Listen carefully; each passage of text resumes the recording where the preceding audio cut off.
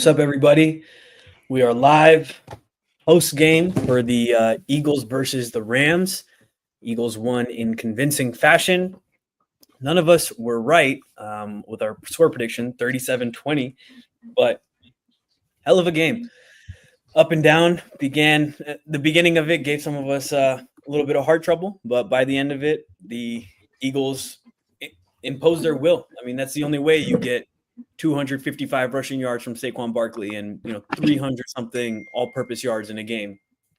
It's pretty incredible, and I mean, I can't remember the last time I saw a game like that with the Eagles. How you guys doing today, man?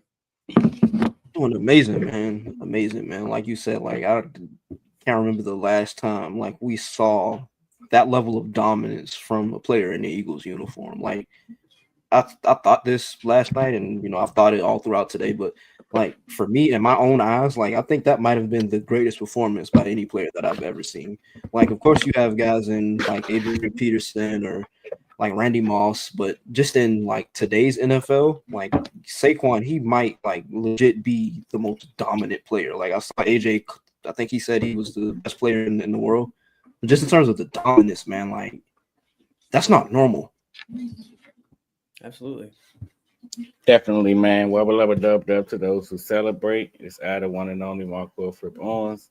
My apologies if I looked disconnected to start. I was trying to get some last second work done on some piece. Hopefully I can get out for you guys soon. But what can you say? Like you said, Pierre, he looked absolutely dominant. AJ referred to him as not just the best running back in the league, but the best player in the league, which is kind of cool to hear.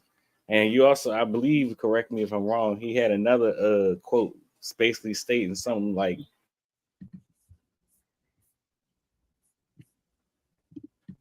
oh, we lost him.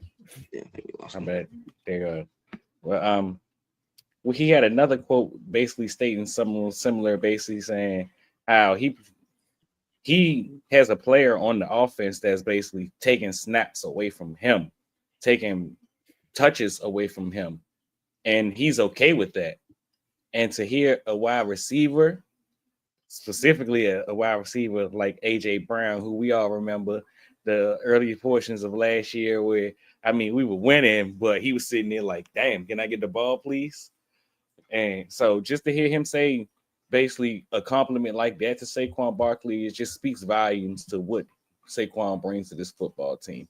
And just also on a side note of that, what the coolest part of that video was Saquon is just so modest, man. Like everybody's sitting there like, yeah, you did it. And he's like, no, we going to go shake all the linemen's hands. And it was cool to hear Mekhi Becton. I don't know if he said it in the interview or if he just posted it on Twitter, but it was basically like, it was cool to be a part of history, man.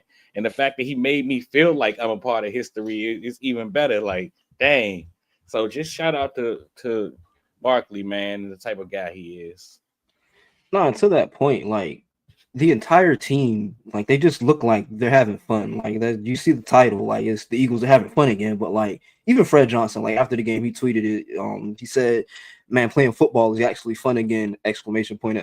Exclamation point! He said he loves this team.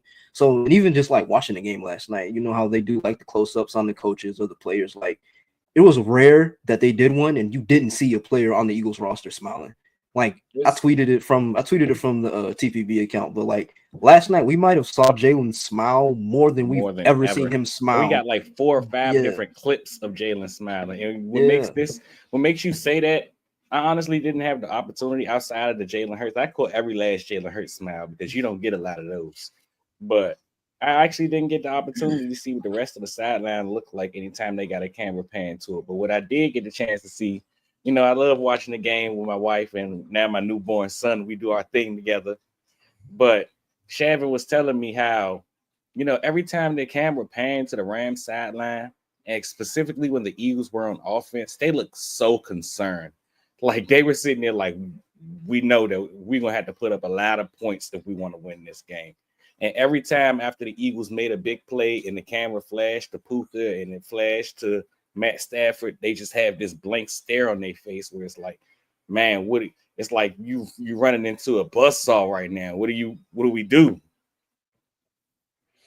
Absolutely. I mean, even their defense looked like that. They just looked deflated on the sideline. And that's what happens when you just can't stop the run. I mean, it's the most frustrating thing to watch as a fan. It's even more frustrating as a player because it's just you literally can't do anything about it. They're just pushing you out of the way, and it's painful. It's physical and it's grinding. And they went there and they imposed their will on the Rams, and that's what you like to see.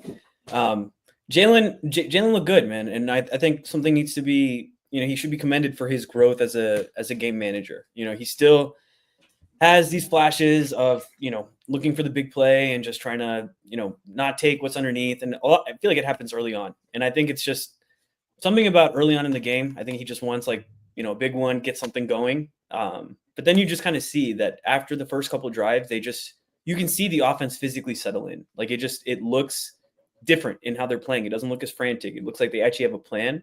And that's what's been pissing me off at the beginning of these games, honestly. It's just perfect example is the first drive, right? We drive down the field. It's looking great. We get to the red zone and we're just stopped. And it was just like, what are we doing here? It was like 3 runs in a row. They were weird. And then, maybe Jalen checked to the QB draw at the end, but we got to figure out who's responsible for that.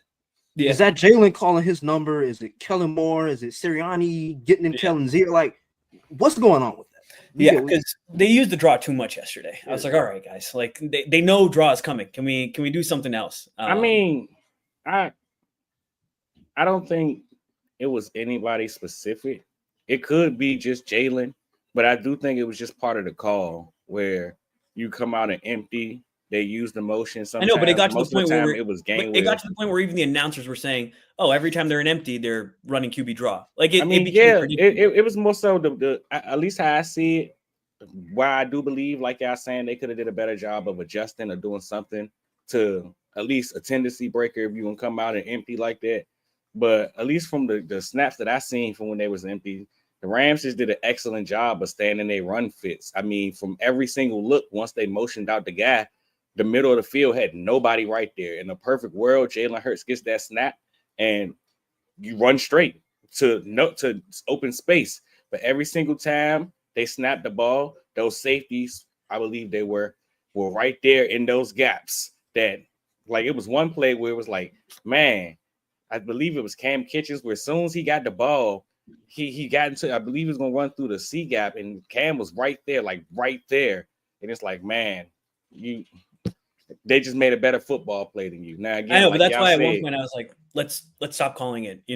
They know how to play it, and that's just it's picking and choosing, right? Because according to I think it was EPA, I forget which one it was, but in terms of percentile of how good of an offensive performance this was 97% plus in comparison to the rest of the league and how good this could be. Like they got points almost every drive, and so there is something to be said about that. I have it right here. Like overall, like the entire offense, it was the 9th best offensive performance of the season in terms of EPA per drive. So it wasn't better than their Bengals performance. I think that's just I don't know if this is just Eagles specific. I think this is like league wide, like just the 9th best. Yeah. I think the Bengals one was 4th, if I'm correct. Yeah. So I mean, point is they're getting things done. They can run the hell out of the ball. Passing game it still feels like it just lacks juice sometimes, and I get it. Devontae was out today, and so there's like a lot of moving pieces there. But I mean, there were just some route concepts that were just like up on Twitter today, and it's just like I think the caption on it was "Thank God Jalen Hurts can run," because right out of the gate, 2 receivers run into each other, running some kind of crossing routes, and that's the type of thing that happens when Devontae's not there, when you don't have the timing down with all your receivers, all the chemistry, and those types of things. So that absolutely has its part to play. But yeah, I want to see a little bit more out of it. I'm glad that we saw more of AJ on crossers and AJ on just like different types of routes other than goes. We see what AJ Brown can do. I mean, he catches the ball and immediately the first person just can't tackle him. It's like Jamar, and we see Jamar on those crossers so much, but it's like the first guy's just not going to tackle him. He's just Did y'all see on the comeback? Like there was a route, it was the comeback route he ran, but he was running full speed. I don't know the DB's name, but it's number 24 on the Rams. He was running at him, and it's like you could see like the fear in his body language. Absolutely, man. So those things were really good to see. But AJ Brown had the most yards for the receiver. You know, had like 106. The second most yards by a receiver was 4 yards with Jahan. You know, so there needs to be more on the margins in the passing game. Is my thought. I mean, but I also think we're looking at this game a little bit different. If maybe Jalen hits that corner right to Dallas and doesn't miss that, you know, that's another passing touchdown. That's what 50, 60 yards, something like that. Those are the things that sometimes they hit, sometimes they don't, and that changes how we look at the game. But in general, I just want to see a little bit more oomph out of the passing game.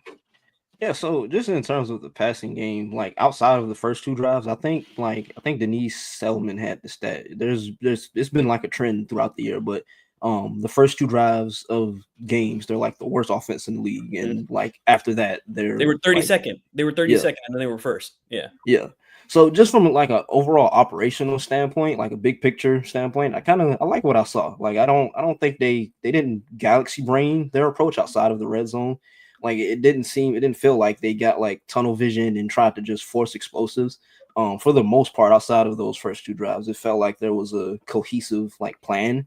I think Jalen, he played well in his ability, like you said, just to be a point guard and just distribute the ball. I think that, you know, he looked good, just on the floor of the game, out of structure, getting them on the move. He actually looked really good throwing the ball over the middle of the field. Like we often talk about just in terms of his ability to like zip the ball in on throws. He did that a couple of times. Yeah. That pass to Saquon on the sideline when he was running. Yeah. He zipped that in there. That had some juice on it. Yeah. I mean, I think like you said, we had questions about how the offense would look with AJ and without Devontae. I noticed, like you said, there were a lot of in breakers. They moved the pocket a lot for Jalen, kind of moving the launch point for him. I mean, just in general, I don't think it wasn't a bad showing for the passing. No, it wasn't bad. My point in saying all this is as we start to approach the playoffs, and you know, we have Ravens, and then we kind of have like an easier stretch, and you know those things we've talked about. But as you reach the playoffs, if a team just sells out and they're like, hey, we're gonna try to stop Saquon, you know, and they're like, the Eagles have to do it with their arms. We have the pieces. I just want to make sure that we have, that we're just doing the right thing. That we're taking the easy things. That we have just good route combos out there. That we're making life easy on our receivers and quarterback. Yeah. Well, go ahead. So one point, I do agree with you to an extent, Parth. Now, I would love to figure out exactly what does sell out to stop Saquon look like for our team, right? Because Rams tried it. They tried it. They had 8 players in the box on 34.6% of their snaps, and Saquon averaged 12.7 yards per carry. It was easy. So it was like at that point, if you see the Eagles in that position, what do you do? If you basically, like you just said, selling out to stop the run, and he's still having massive success, not just as the runner, because while Saquon is getting a lot of the credit for his performance, rightfully so. He had the one to go out there and do it. The offensive line played magnificent yesterday, man. Magnificent. All of them. Well, I ain't gonna take anything away from Jordan, because him and Jared Verse was having a battle over there. It was crazy. He got put on his butt. Shit, he put Jared Verse on his butt too. Yeah, I just never seen Jordan on his butt like that. I've never seen Jordan. He just bum rushed. Verse is going to be good, man. That Saquon run, the Saquon touchdown, Verse was the second closest person to him, and he came from the other side of the play. That was impressive. I think we lost him. Yeah. But just in terms of like the overall picture of the run game, I like that Kellen Moore, he didn't like get away from it. Like it was kind of like the short gains that lead to big gains. Jeff Stoutland, the blocking schemes, they were amazing. Like you saw a lot of guys pulling and getting to the second level. There were a ton of different concepts they used. It's clear that like the run menu is very diverse in terms of like the different concepts that they like to run. Like I saw they ran counter, a lot of inside zones, some trap. And it's just like just going back to Saquon, just overall dominance. That was the biggest thing to me that stuck out. Like everyone, like this is historical what we're seeing from him. Like he set a single game career high franchise rushing record for a single game. He set his own career high for rushing yards in a single season. Like he's on pace to break the NFL single season rushing record. Like it's generational stuff. Yeah, I mean it's pretty incredible, and yeah, I mean imagine if Saquon had this O-line, and I mean running behind these guys for his whole career. This this is nuts. I mean, outdoing any season he's had in New York. There's people who were saying, "Oh, DeMarco Murray again," all those types of things. He has just disproven those and more. I mean, the guy has been everything and more. What's funny is, we had one of the Q-tips was going to be the under on the Matt Stafford rushing attempts. Broke it, second play? Bro, I saw that. I'm like, the dude hasn't scrambled at all season. In the second play of the game, just 15-yard scramble. Hilarious. Also, the refs, dude. I mean, some of these calls were just atrocious, dude. Bro, some of the pass interference calls, like the one on Cooper what is he supposed to do? I don't get it, man. Like he's just playing ball. I don't get it. Yeah, they were all over the place with the calls, man. And then Jalen Carter could not get a hold to save his life. I mean, they were damn near tackling him, and he couldn't get a hold. It was mugging the dude to watch. So while we wait for Q to get back, let's talk about this. Do you think it's really possible that Saquon can win the MVP? Like, if you go back to Adrian Peterson's 2012 season, right? Through 11 games in 2012 AP, he rushed for I have it here, 1,236 yards and scored 7 total touchdowns. This year, through 11 games, Saquon has rushed for 1,392 yards and scored 12 touchdowns. Like, he's on pace to have the greatest season we've ever seen from a running back in league history.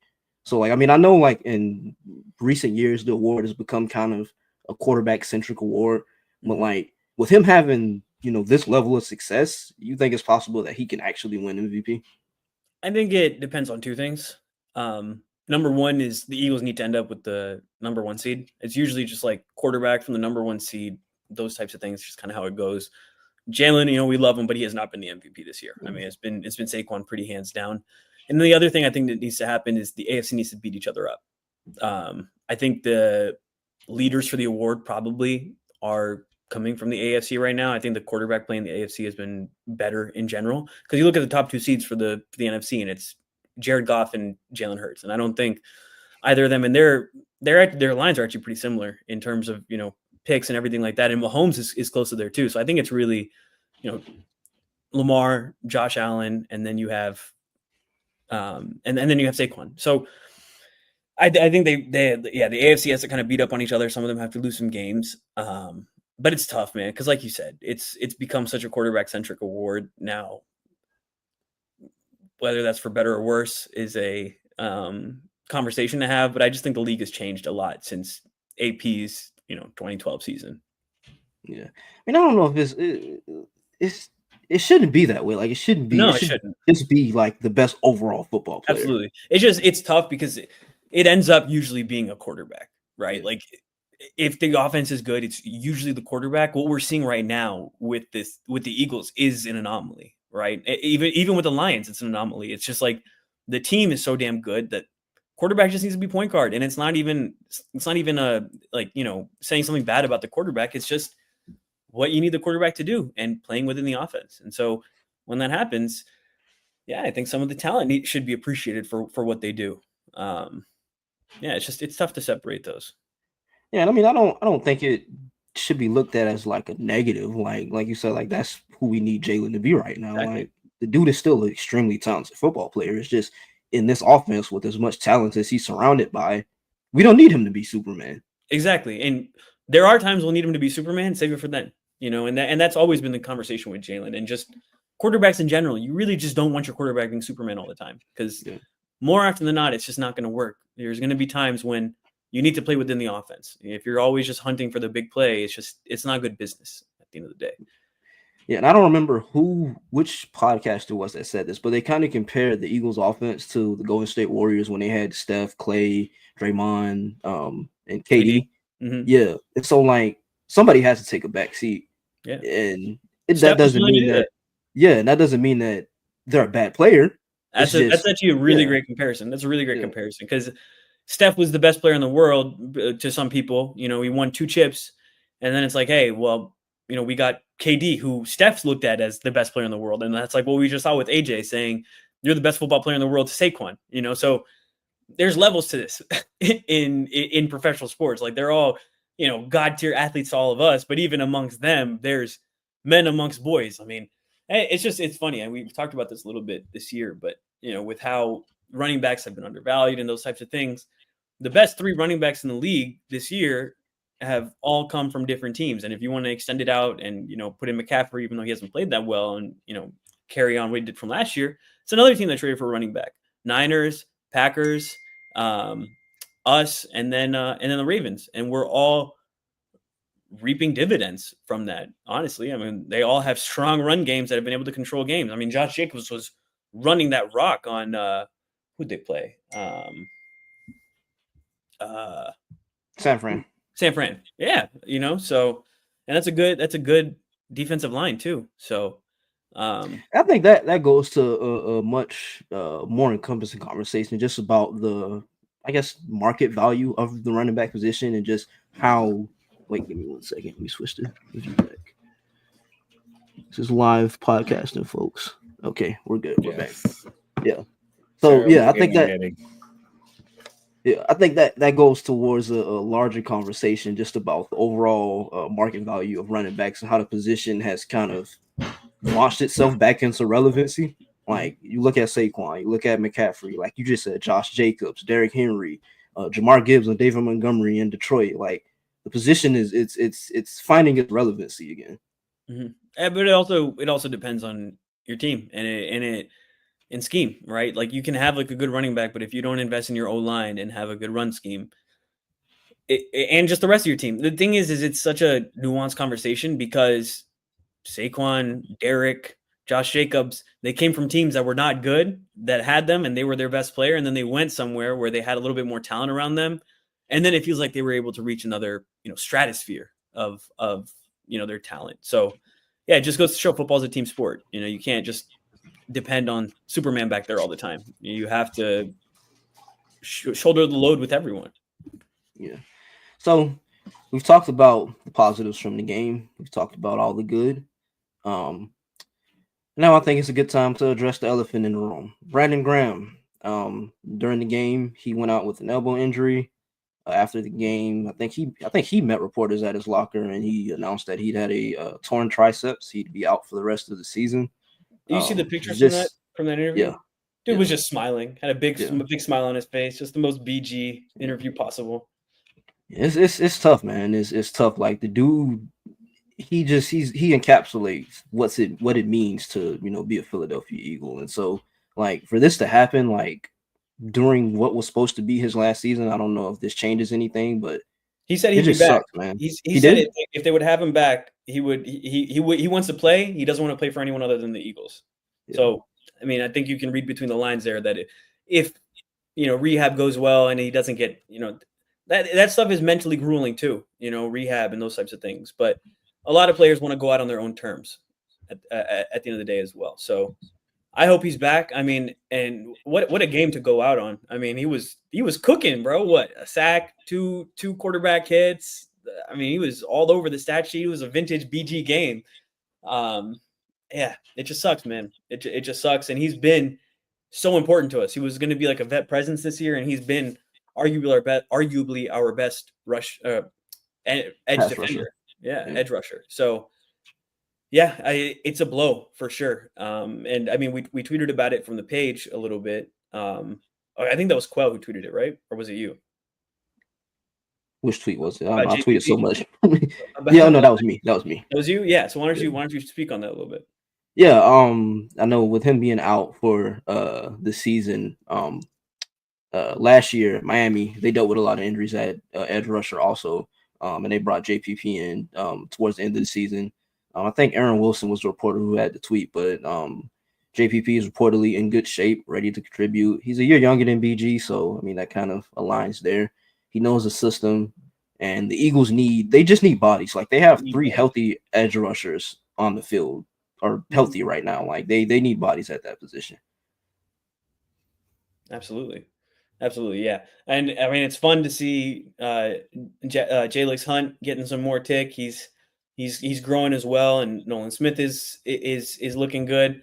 All those types of things. But yeah, you need bodies in the room, especially with the way the Eagles like to operate with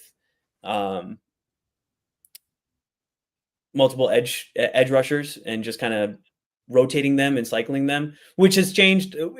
Actually, it hasn't changed that much this year. They still rotate them. It's just, D tackle that hasn't rotated as much. But yeah, I think they definitely need bodies. JPP would be cool, man. It would be it'd be good because he has pass rush juice. I mean, he always that's been what he is. He's a pass rush specialist, knows the system. You bring that guy in, and that'll help. But it's also crazy. He's a year younger than BG. That's weird. I would not have expected that. Yeah. But no, just shifting the conversation a little bit back to Brandon. Like I started to touch on, like I don't think there's been a player in my lifetime. I mean, maybe you could go Dawkins or Shady or anybody else, but I just in terms of just encapsulating what it means to be a Philadelphia, especially in our adulthood, I think that's a different conversation from when you're a kid and you're watching sports. And I always specify on this because I moved around a lot when I was a kid.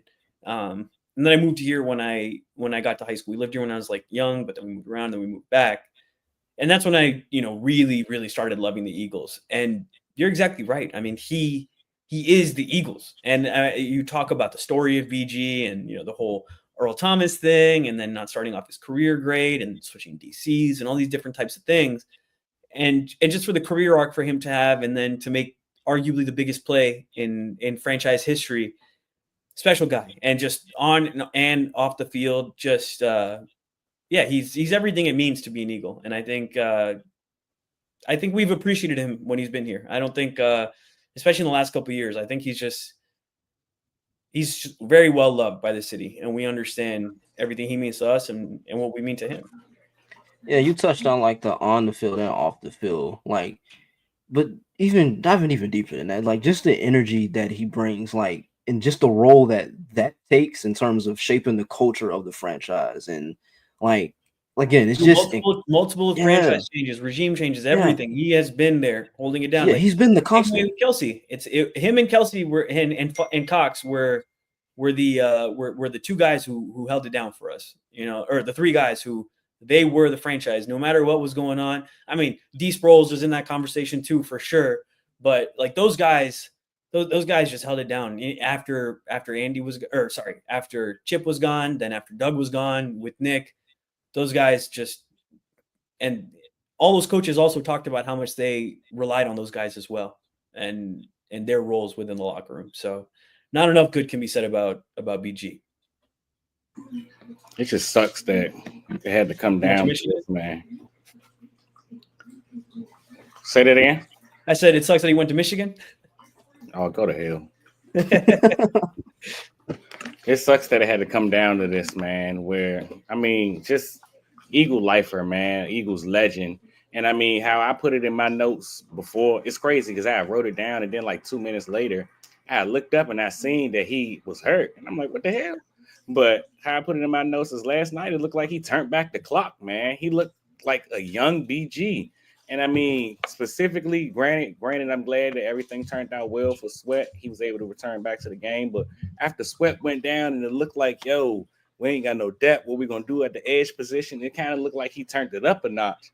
So just not only just the veteran presence that they're going to miss in the room, but I mean, he's a solid player right now. It's not like he's no bum or anything. Like, he literally was maybe our best edge this year. Like, that's not even hyperbole. Like, he literally has sacks, run defense, like whatever is asked of him. Well, what was that picture? Who was he like? It was him on Neighbors. Like whatever has been asked of him, my man has done exactly that and done it to the best of his abilities. And that's exactly right, Q. No matter, he's 30 plus defensive end, and bro, he looked like he was 26 last night. I mean, he really did turn back the play. He was flying around. Some of those tackles on Stafford, bro, he was just like grabbing them and throwing them. I was like, okay, BG, still got it, man. Just because he played against an old quarterback, he like, hell, I can't be the oldest looking I remember player out here. I know this guy. Exactly. Man, aside from the oldest looking player out here, Matthew Stafford scrambled, y'all. We talked about that. We just talked about that. Like, yo, first of all, my parlay would have died if they would have let me pick it. I'm glad that Vegas was watching the books, but he didn't just scramble. He looked fast. 15 yards, boy. Like nothing. No. It's not just 15 yards, bro. Because we've been watching football for a while. Like I done seen Peyton Manning scramble for 15. I seen Tom Brady scramble for 15. Those 15s aren't the same as that. He said that was a Lamar 15. Like that was different, man. Where does BG rank all time on the Eagles D line? 3 or 4, man. Right where he lines up on sacks. I mean, you got Reggie, Fletch,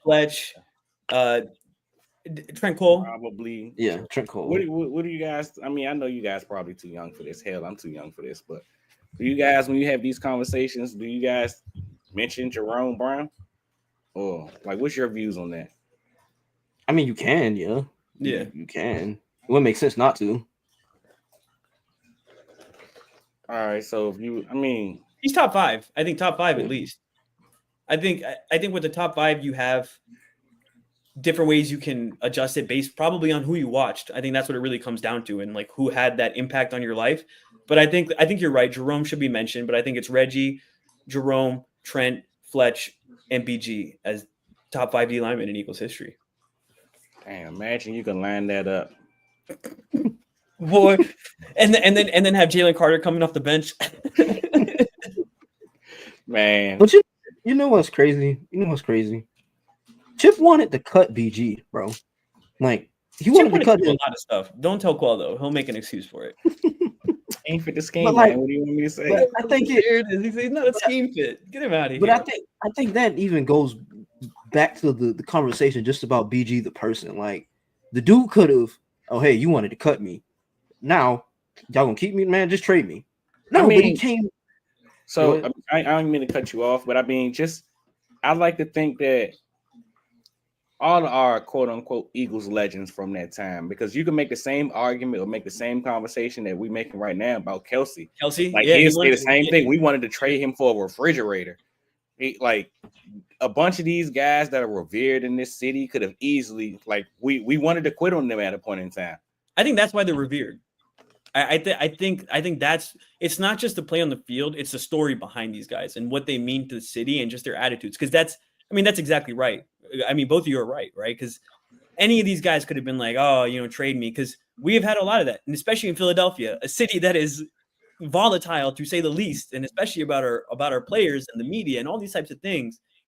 They blocked out the noise, and they saw through the noise. And I think that's what we really appreciate about these guys is when they see through the, we're mad at you and we want to get rid of that. And you see like, no, they care. And that's what they always say. They always say like, Philly fans are the best because they care. They truly understood it. And that's why they're legends in the way that they are. And, and so I really do feel like blessed that we like watch them play, bro. Cause these are like all-time greats for our franchise. And like, these are the type of guys that you tell your kids about, like this is what epitomized Eagles football and, what these guys meant to the city. I mean, they're special players. So thank them. All right, let's move on to the defense. What are you guys' thoughts on the Eagles' performance on defense? Like, I know I said it during the pregame show, but like Vic Fangio masterclass. They settled in, man. They settled in. Those first 2 drives, I was like, oh boy, this could get long. And then, brother, like they switch. They turned the water off. Like there was nothing to be found. Like when they get the garbage time touchdown against all of our second and third string corners. Well, okay, so we're talking about the defense. Let me ask you guys. I saw maybe it was BLG who tweeted it. I don't remember, but they were just like, maybe it was Jimmy Kempski, but essentially just Slay has not really made it through a game this year. He's played well. It's do you like? I'm sorry. It frustrated me so much watching this broadcast. I'm glad you actually said this because I wanted to bring this up on pod. Man, dog, you are the owner of PFF or whatever you are. You do nothing but say y'all watch film all day. I cannot believe Chris Collinsworth sat here and said Yeah, because the Eagles are out there with Isaiah Rodgers, who just hasn't played a ton of football with this group. If you watch the Eagles, you would know Slay leaves every game. Isaiah Rodgers literally plays just about every game. Whether he coming out there on dime, or Slay get hurt and he's the first one out there. Like, it was just frustrating to hear him talk about they're gonna struggle, especially after he gave up the touchdown. Like, and what did they do? Go right after their new cornerback. Like, bro, it was just he got beat. What do you want him to say? You're trying to create a narrative right now. It's literally creating the narrative. Also, Isaiah Rodgers is the one who forced the fumble early on in the game. So, I'm not gonna lie, man. It might be time for Slater. It was Jalen. The punch out. Yeah. It might be time for Slater to become a family man, bro. Like, every game the dude gets hurt, man. Listen, he started tackling, and I'll give him that. But maybe this is why he hasn't been tackling, because he can't make it through a game. Dog, he a cornerback. He meant to cover people. He not you can't say that. He got run over that one time, and we were like, "Oh boy." Cooper is 22. He was sitting there, and he was like, you get to a certain age, you either a coverage corner or you Rondé Barber that sit on everything in front of you, tackle it, and jump a couple routes. That was my issue with the older corners at the beginning of the season. It's just like they don't stay healthy. It's a hard position to play, playing backwards, and it can be physical, right? As much as we want to say, "Oh, I'm a corner, I don't tackle," right? Like, everyone likes to say that. Sometimes you got to tackle, brother, and especially in this scheme. So in this system, yeah, you got to. Exactly. So what do you guys think about that? About, maybe letting Slay get a little bit healthier instead of just playing him every week, letting Isaiah Rodgers play for a couple of weeks, get his feet wet a little bit, and then you have the ability to go back and forth. And the reason that I give pause to that is because we've talked about how chemistry is so important to the secondary. Now, how much is like taking a guy out, even though a guy's healthy, and then switching back and forth affect those things? So that would be my question with that. I don't know what you guys think. So to that point, I mean, I like to think, and I'm so glad that we finally got back to this point. But just go back to what Vic said that early in the season and during the offseason. Man, all of these guys have got reps. We've seen reps with Quinyon Mitchell at nickel. All of these guys have reps at the positions that they are probably going to take snaps at. So in terms of maybe it's a consistency thing, but in terms of how do I think they'll look together, I don't think the communication, it should be much of a drop off there or anything of that nature. Specifically with a guy like Slay. I was thinking towards what you just said, like taking some time to let him rest. And it's a little easier in a couple weeks to say that, where like you said, we got Baltimore, and then in a couple of weeks we got Pittsburgh. I believe in between that we got Carolina, then of course the divisional games. So it depends on what Washington continues to look like. I don't know if they'll continue to implode or anything, but if the schedule continues to look a little good like it looks now, maybe once you get past the Baltimore thing, you can consider it. Because how I see it, you guys know how I feel about that having Slay. I've kind of stayed true to sentiment all year. I'd love to play the young guys, let them get experience, things of that nature, or figure out what our DBs of the future would be. At the same time, having Slay is just the same thing as a team making a deadline acquisition, going to go trade for those Josh Normans or those kind of cornerbacks where you like, that's a good way to put it. It's an extra body. Yeah. That's so, I wouldn't mind having him, allowing him to take a time, get a little healthy, but come playoff time, we're going to need that Slay body. Right. And that's the point, right? Is get healthy. And then if he does go down in the playoffs, then at least Isaiah Rodgers has a little bit more experience throughout the year. But I think your point about communication is true. Yeah. It's tough. It's tough when the bullets really start flying. Right. And so that's where it would be a benefit. But yeah, it's tough to make lineup changes like that. And especially when one of them is good, right? When he is healthy, he's been damn good this year. There's no question about that. It's just the big if of if he's healthy. That'll be something to monitor, especially these next two games. Sorry, Pierre, just before you go. Next two games, I'll be watching Slay specifically because these are teams where they're going to run the rock. He's going to have to tackle, and they're going to just try to be physical. So that's just something to keep an eye on. Is Keely Ringo healthy? Yeah, I just think he beat out right now. Yeah, I just don't think he's up. I think they gave him, and I mean, it's not like he played bad early in the season. I mean, granted, we don't know what's going on behind closed doors at the NovaCare and from the day to day to practice. But I remember early on, anytime Slay went down, it was Keely that was the first one out. 100%. Early in the season, they were putting Keely out there. Eventually, it slowly but surely rotated to Isaiah. Like Slay went down 1 week. I believe it was probably like right after the bye, week 6. When Slay went down in the game, and I was like, okay, let's go Keely. And out came Isaiah. And since then, snaps just continue to tick upward. I think you're totally right about that. I think it was like right after the bye. Yeah, I think with Keely, I think it probably just comes down to him still being raw as a prospect. And with Vic, there's a lot going on with the defense. You gotta know exactly what's going on if you want to play. So hopefully he continues to grow. I mean, he's looked good in the limited action he's had. Obviously, they see him more throughout practice. But it's good. We have a lot of young corners. It's stupid every time I say it. I still can't believe it. Yeah, but just in totality on the defense, what you guys think of their performance? Like, I know I can't remember who tweeted it, but like they did a lot out of kind of like similar defensive fronts. Like I know they played no base snaps. They had 51 snaps out of nickel, 10 out of dime, $1, and 2 goal line fronts.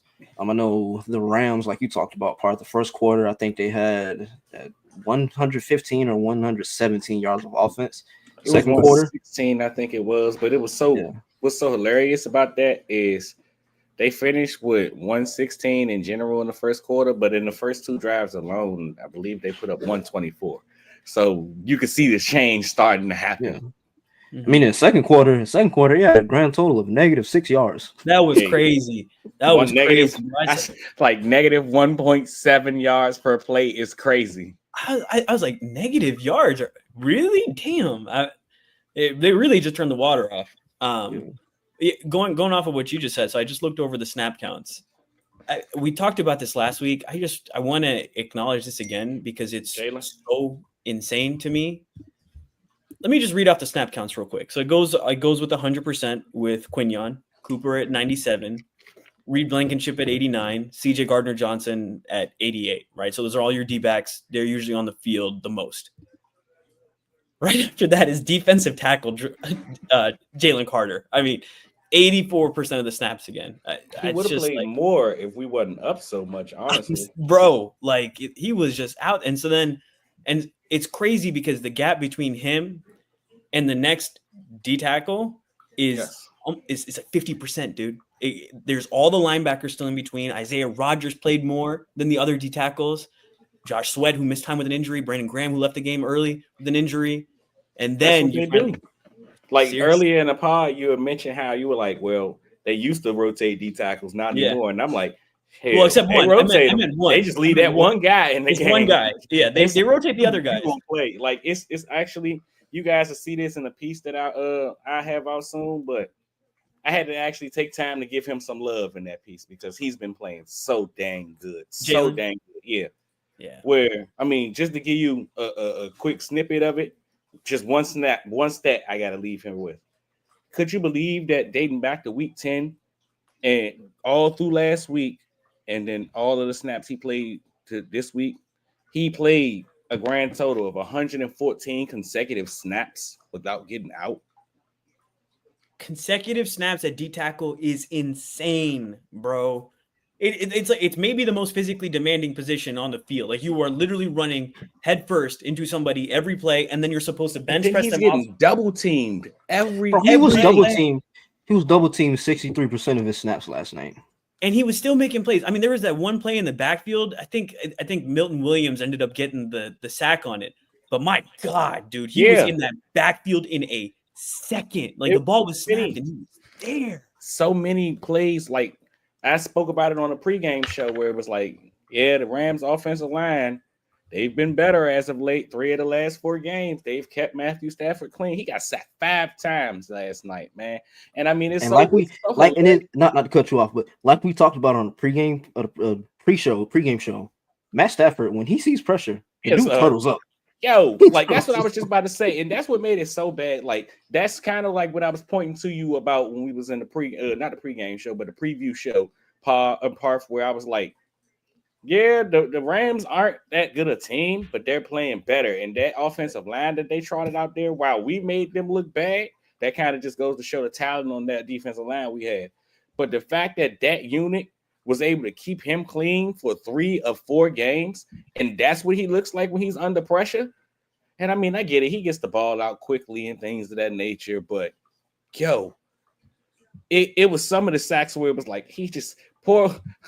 He did. You guys remember I made the old yellow reference? It really was, bro, because you could just see him just be like, shit. He's just like, it's like the thing where they like start the movie like, you're probably wondering how I ended up in this position. It's like everyone's running at him. Like, you feel bad for the guy at one point, dude. Like, and Stafford's one of those guys where when he gets sacked, he just goes flying, dude. And he's a tough dude, right? Like he's known for that. Detroit, there's like that one where breaks his or dislocates his finger, goes back in the game, throws a touchdown pass. He's a dog. But man, when he is just lying on the ground, like collecting himself to pick himself up, that is hilarious, dude. He's just like, oh, brother, here we go again. Okay. A little bit of breaking news here. I don't know if this qualifies as breaking news, but this might be in your wheelhouse, Quell. Eagles expected to sign defensive end KJ Henry to their practice squad. Source says fifth round pick of the Commanders last year. He was on Dallas's practice squad. I think like last week they let him go. Cleared waivers today. It's from Clemson. Drafted in the 5th round. Signing, man. Yeah. Give us a breakdown, Q. More power than speed rush kind of guy. You remember that conversation we had earlier in the year, Pierre? We were like, we already got a bunch of those guys. Why do we need another? He's another one of those guys. So, I mean, I think he'll bring some consistency to the lineup. I think he'll feel more, of course, the Brandon Graham role with Brandon Graham going out. With me saying that, don't expect him to be an every down pass rusher. And when they do utilize him, it could be on the edge. They could move him some inside. So he should be a very versatile piece for the team.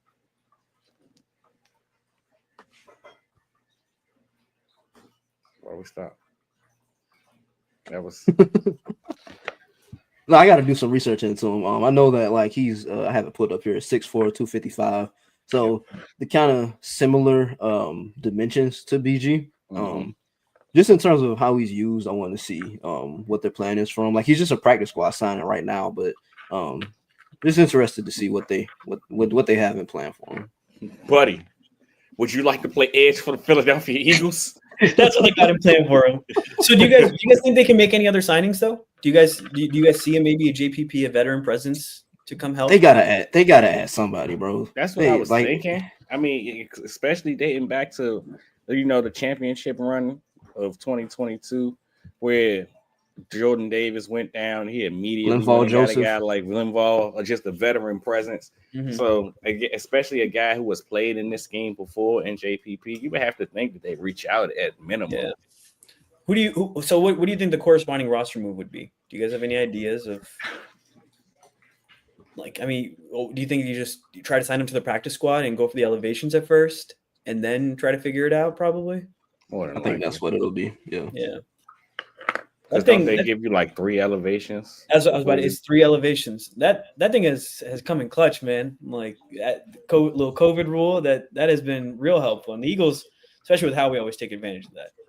We've had so many bets. I mean, at the beginning of the season, Paris Campbell was coming on and off the practice squad. So that's long live Jack Stoll. Miami Dolphin Jack Stoll. Yeah, so I have a list here of free agent edge targets, potential free agent edge targets. I'm gonna just go through them here. Y'all say yay or nay, okay? Jason Pierre-Paul. Maybe. Yeah. All right. Justin Houston. Dude, he's got to be like 40, dog. Oh, he's been playing since I was little. That's what I'm saying. Like I remember like watching him like with formative memory. You know what? I'm gonna look up his age. How old is Justin Houston right now? He's 35. He is 35. Hey, not old. He's younger than BG. BG's 36. BG's not 36. He's not. He is 36, isn't he? I swear he's 36. I'm pretty sure he's 36. He's not 36. No, he's like 30. He's 36. I knew he was 36. He's 36. He played like that at 36 last night. That got to be the thumbnail, yo. You got to find that photo right there where he was just so bad for. And that got to be the thumbnail. Brother, he is almost 40. Okay, BG. Still doing the thing. He still got Going it. strong. Still got it, baby. Let's go. All right. Melvin Ingram. Yeah. It's like the meme with the lady. She's like, Shaq Lawson. I'm here. Yeah. We are here, brother. Yeah, it would definitely be done. All right. Frank Clark. He was really good a couple years ago. I don't know what happened. I'm about to say. It's the fact that he hasn't been in the league for so long that would give me pause. What happened with Melvin Ingram? I'm sorry, you just brought him up, but what happened with him? Like, I think he's just old, right? I think he went somewhere after the Chargers. He's 35 too. Good. Am I getting old, bro? Yeah, bro.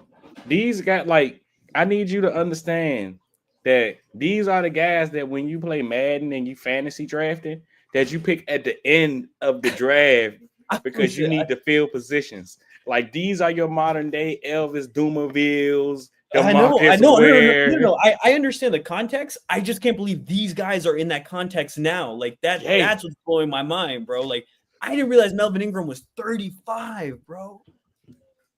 Wow. All right, and then some practice squad targets. Boogie Basham, Carlos Basham.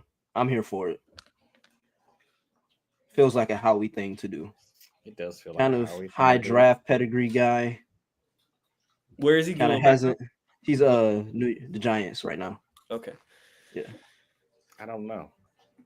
Of course he's with the Giants because Shane's Joe Schuman when they go get his guy. Andre Carter out of Minnesota. Someone mentioned him earlier to me. That's the guy from Army, right? Yeah. Mm-hmm, I was a big fan of him coming out. He's a second-year player or something? Yep. Big fan of his coming out. Yeah. I'm with it. Yeah. Tack McKinley is with the Jets on the practice squad. Is he also old now? Like, is that? I don't think he's old. He just hashtag not good. Okay. He just put the fries in the bag. All right, and one last one. William Bradley King. He's in Miami right now.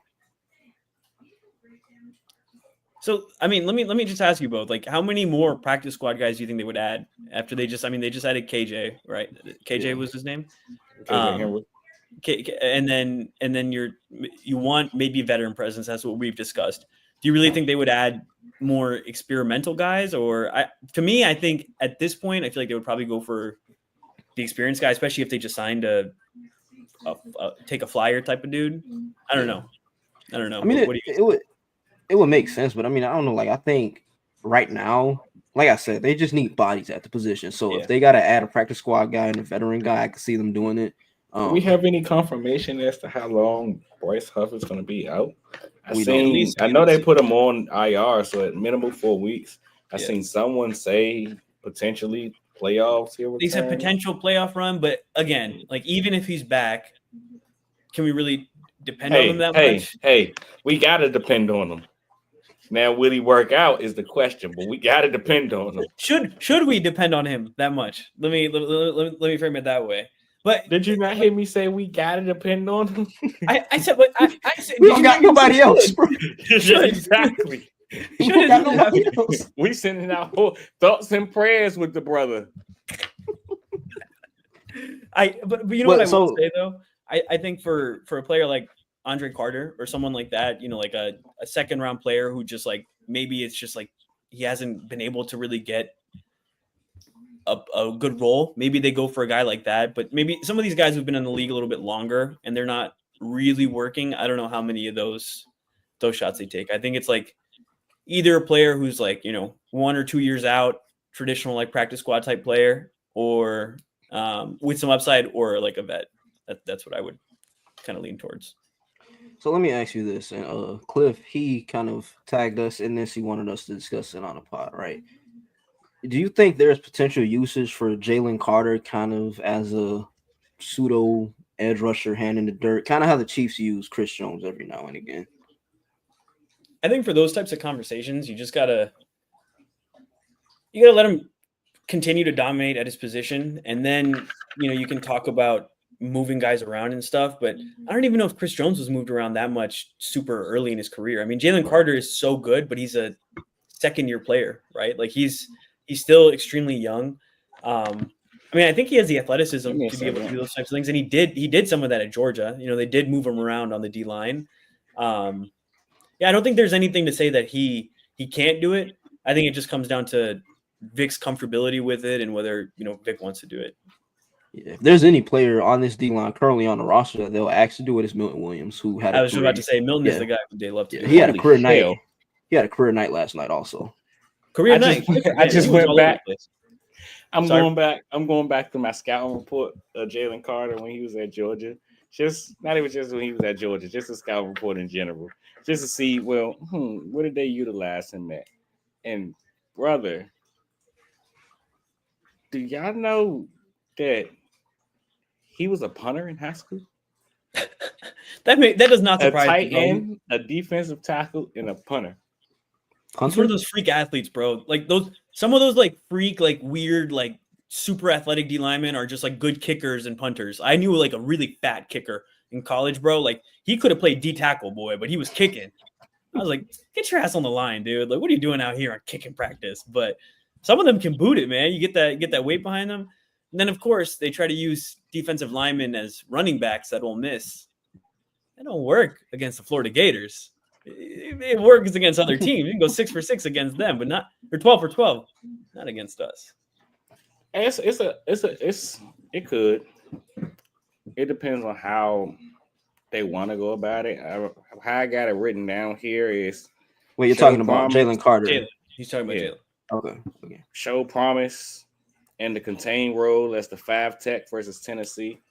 Quality reps as the 0 tech versus Oregon. But of course, most of his time is spent at the 3 tech, which is where he gets most of his work done here. So I mean, he's pretty versatile. Now, I don't think it's worth moving him from where he's currently stated, because I think him specifically the pairing. I mean, well, it depends on the down. On rush downs, the pairing of him and Jordan Davis. And then on pass rushing downs, you got the pairing of either him and Morrow or him and Milton, where having him on the field makes everyone else's job easier. So specifically having him in that position makes everyone's job easier. So is it worth trying to chase the production that you can get from him basically as an individual compared to what he does for everyone around him? Basically, is how I see it. Yeah, just you always want to put your players in positions to succeed, and if that ends up being a position to succeed later on in the season, where you have a guy where hey, we want to get this group of players on the field, Jalen has that ability to do that, but you also need to have the players that you want to pair with him in that way. And like Quell just kind of outlined, they have their pairings right now that they kind of like. What is crazy though? Going back to the snap count. So this was Jordan Davis's like second least amount of snaps this season. They did a pretty good job of stopping the run, but that also comes down to how the linebackers were playing yesterday as well. I mean, we had it in the chat, Nakobe as the X factor. Nakobe, it was one play last night. Dude looked like he was shot out of a cannon everywhere. Oh my God, dude, the sound of the hit you could hear it through the broadcast, boy. I was like, he's a mechanical engineer. Like he plays like he just plays like he's like insane, dude. And then I'm just like, oh yeah, dude, you're like super smart too. It's just it's crazy, bro. He is so fun to watch. You want to talk about my guy? Let's go. You want to talk about Trot Jr. He the real Trot Jr. Hey man, no disrespect to Axe Jr. here. Nakobe is Nakobe. We're waiting. We're waiting on this time. Nakobe is Nakobe. Now, to your point a little, Parth, I think that was much doing part of the matchup. Rams are typically a pass happy team, and I mean, as much as we would love for him to be productive in these fronts, Jordan Davis ain't the pass rushing deep tackle. And then even towards when they were running the ball, it's kind of towards what I said on the pregame pod where I asked you guys, were you concerned about the outside off tackle runs and things of that nature? That's kind of how they tried to attack them during the early portions of the game. And it was effective until it wasn't. And then they tried to go towards a little bit of an inside zone, but even that. Yeah. So yeah, he had his least amount of snaps. Just the funny thing that I saw was just that he and Avonte Maddox almost played the same amount of snaps, which I didn't even see Avonte. Vic keeps trying to sneak Avonte Maddox played. What he had, yes. bro? He had like 3 snaps, 4 snaps. 23%, 20% of the snaps. He had 13 snaps. Jordan Davis had 15. You didn't see him on the field? I didn't see him on the field either. That's why I'm surprised. No, I know I saw him at least like 5 times. I saw him. I saw him trot out when Reed went down. I was like, oh my God, are they gonna put Avonte at safety? And then they put Tristan McCollum at safety, and I was like, all right. Brother, I was in a panic. I was in panic when that happened. I was like, man, I put my hands up here. I was like, I saw Avonte dap him up. I saw Avonte dap Reed up, and I was like, Lord, no, please, no. Hey, I'd rather Avonte at safety than him at nickel, but brother, I could just see them throwing it over his head once again. He might have been in the right position, but his arm would have been like right here, and the ball would have been right there. I can't. I like Avonte as a dude, man, but after the Fortnite video and seeing you still be gaming, ball go over his head, you still be gaming, man. Like, come on, bro. Like, lock in, dog. Talking about some damn Fortnite, bro. Like, then he said he doubled down. You still be gaming, huh? What'd you say? You still be gaming, bro? I tried to ignore you, bro. He gave like you a little sign. kid. He's like, hey, big bro, can we play games together? Queen, y'all, meanwhile, it's like, you got nothing. And Avante's like, you got games on your phone? Oh, man. Hey, they won. They look good. And Elliott made more kicks. So wait, than he one made. last point before we get out of here. Something we didn't talk about, potential in terms of replacing the production of Brandon Graham. Zach Bond, he's played some outside linebacker edge in his career, right?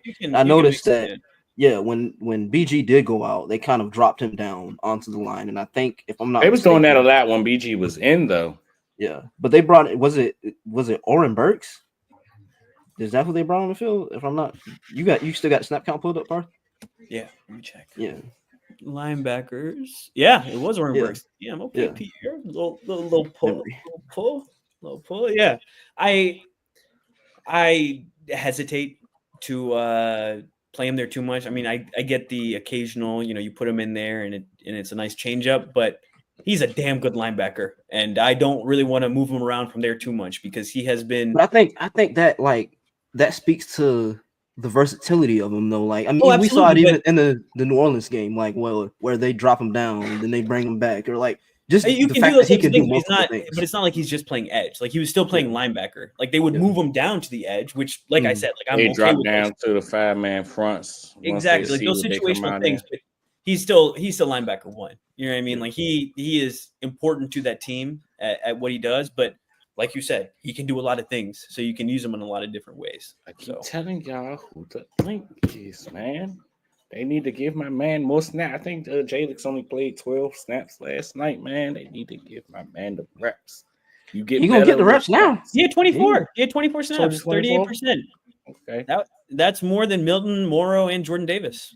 Okay. So, yeah. You're going to get the snaps now, for sure. Yeah. They don't have a choice. Yeah. Drop my man in the coverage. The day I get a drop-in coverage interception by Jalix Hunt, boy, we throw a party on stream. I'm coming with the cake, the ice cream. Man. Just wait on it.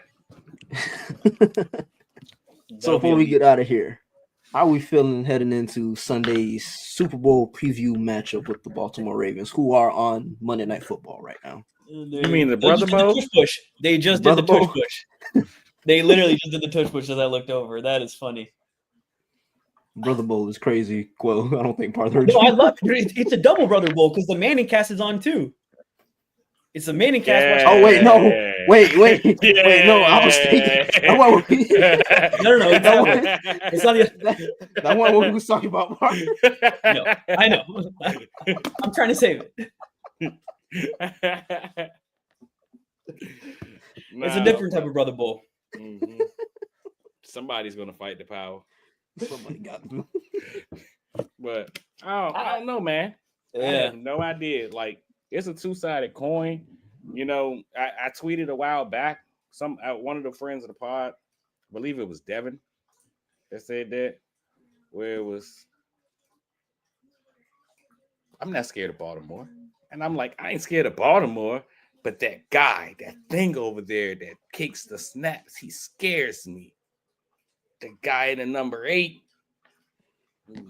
Like, you could always, the first thing that comes to mind, I mean, of course, we'll discuss more of this on Thursday, come preview pod, but first thing I'm probably going to mention, he doesn't lose NFC games. Be Friday. Friday? Oh, yeah, you know, whatever. Happy holidays, you guys. But first Thanksgiving with the Saints, whatever. Happy holidays, guys. Yeah. Get this shit over. Got him a little outfit and everything. But first thing I probably mention is Lamar doesn't lose NFC games. I think he's lost, one NFC game in his entire career. So, I mean, it's going to be tough sledding in first and foremost. I mean, probably be the toughest matchup we've had. I mean, we say the same thing about the Rams, but legitimately the toughest matchup we've had and probably will have all year long in terms of this matchup. We're going to have to tackle. We're going to have to tackle, man. And, I mean, they've been doing a great job, but it's kind of going to be one of those you get a taste of your own medicine. We run the ball at people until the fourth quarter because we know by the time, like, it was funny to me. You got Sean McVay over there, like, we doing better. We just that and the third, and we just got to get a stop. We just got to get a stop. 30 seconds later, Saquon Barkley is running up the sideline, like, brother, you ain't getting no stop here. Not in the second half. Like, that's just what this Eagles offense does, and Baltimore is a little bit of the same. Now, I don't think Derek has Saquon's numbers in terms of second half production, but just in general, how they utilize they're gonna wear you down, man. So it's gonna be one of those. You're going to have to fight until the end of the game. Who's tougher? Now, the only thing that I'm excited about, I mean, God, please let Smitty be healthy for this game. But the only thing I'm excited about is their defense fucking stinks. I'm sorry. Please excuse my language. But that was like, yo, brother, they are so bad. Like, so bad. I had never 5-game streak, five podcast streak of not cursing, and the Baltimore Ravens defense sucks so bad. They ruined it. They ruined it. That's how bad. Like, brother, I had to because I have never in my life. My ancestors are crawling because they are like, yo, that's not a Ravens defense. Ravens defenses don't look like this. They are so bad. Don't they give up the most explosive plays in the league? Yes. It's crazy because it's like you just said. That's not like Ravens. You just expect, damn good defense. I was listening to a podcast yesterday, and they was like, "This isn't your grandfather's or your father's Ravens team or Ravens defense. They different." And I'm like, man. And I mean, don't get me wrong, they really good. That's what stands out is they're pretty good against the run. Like even tonight, I'm excited to go check out the matchup in general because I don't expect the Chargers, who are a run team, to have success on the ground. But I do expect Justin Herbert to be able to throw the ball around a little bit, even with his lack of receivers. So if we can have, even if Smitty isn't there, I mean, you've seen the success that AJ was able to have and the little bit of success Dallas had. Dallas should have had that touchdown, honestly. But we talked about it earlier. If Jalen hits that throw, there's no nitpicking the game and like, oh, maybe the passing game looks better. That's what I said. Like, if he hits that pass, I think conversations are just different. You know, he's got 40 more yards. He has another touchdown pass. And, I mean, your leading receiver isn't just A.J. Brown by a mile, you know. But, yeah. Just it's gonna be a good game, man. It's gonna be a good game, man. Like, if I know I referenced last week as the unstoppable force meets the immovable object, but this is really the unstoppable force meets the immovable object. Like these two offenses, like they're near mirror images of each other. Like it's gonna be a really good game, man. I'm excited. I think it's gonna come down to, and I mean, again, we'll discuss this. We ain't gonna give you guys too much, but I think wide receiver play, man. I mean, I love Zay.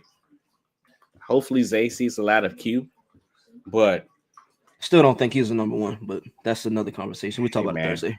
you look, man. You can't sit here and tell me I don't hate him. I don't hate him. I just don't think he's the number one. You This don't is the think same Kenny guy Gainwell can that run sit the here and niner, tells Kenny me Gainwell he proved you the hell wrong. Kenny once a rumbled that week. in. Once a week, this is the same guy that sent me a picture of Michael Vick, Deshaun Jackson, and LaShawn McCoy. Like, look at that. That's a championship team. And I sit there every time he sent me that photo, like, you think Deshaun Jackson, the wide receiver, won, but you won't give Zay Flowers no love. It's Deshaun Jackson is one of the best deep threats of all time. Brother, that don't make you a wide receiver one. He's 5'10", brother.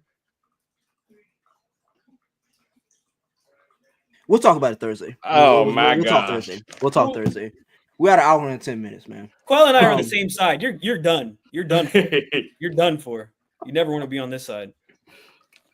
Well, so I will say, because I don't think I'll be able to make the pod. I'll be with family on Friday, but I'm not scared because I think the Eagles are a damn good team.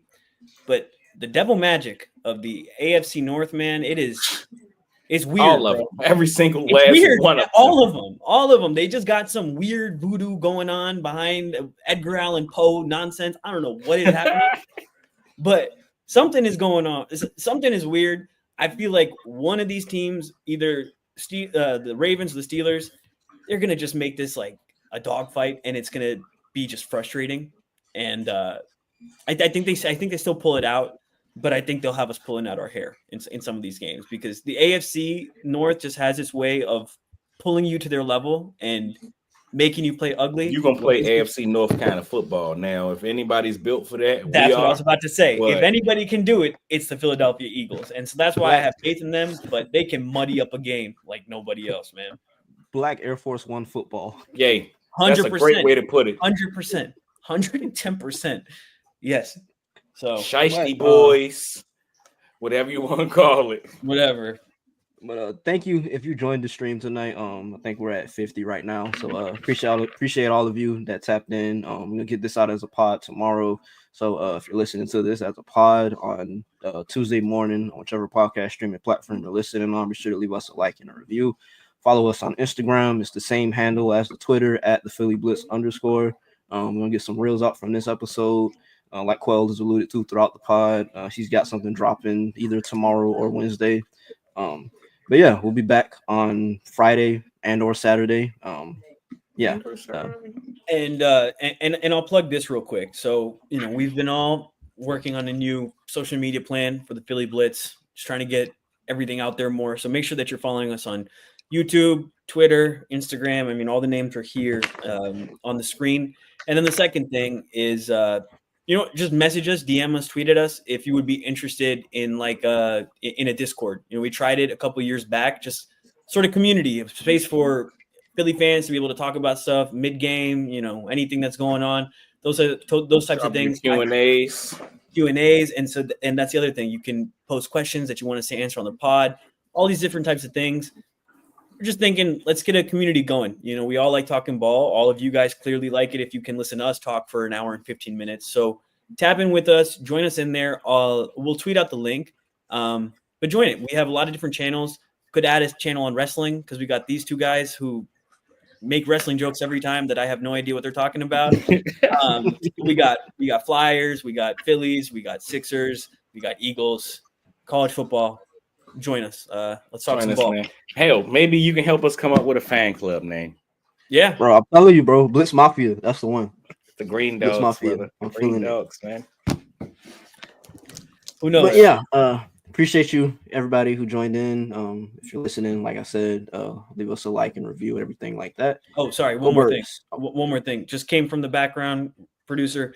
Q-tips. There'll be Q-tips in the Discord as well. So if you want Q-tips, join the Discord because you'll get them there first.